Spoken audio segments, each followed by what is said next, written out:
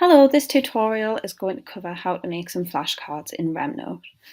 So first we're going to look at how to make a basic flashcard. So you'll have your question here or any piece of notes, and then to make a flashcard you simply do a double colon like so, and then you type the answer, starts London, and that is your flashcard made.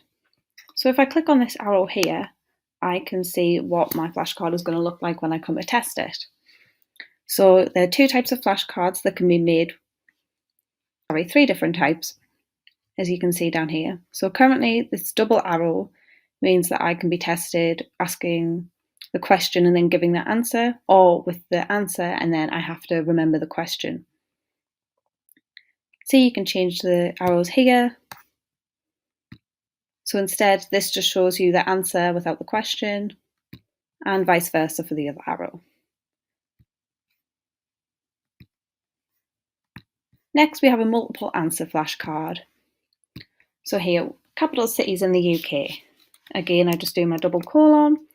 And now, so this is going to be a list of 4 answers. So I just hit the enter on my keyboard and I start writing my answers.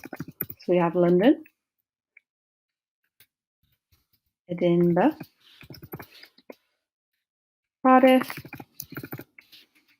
and Belfast. Great. So then as you can see, this arrow is pointing downwards. So if we click on here, we can see what our flashcards are going to look like.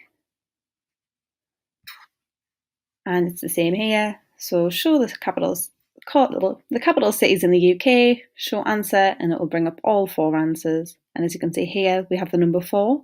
So that indicates there are 4 different answers to give, or vice versa, the answers without the question.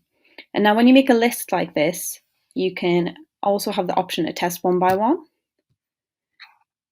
So this will give you 4 additional flashcards where it'll ask you what number 1 is the answer, what is number 3 the answer. But for this type of question where it's just a list and it doesn't matter about the order, I'm going to leave this off.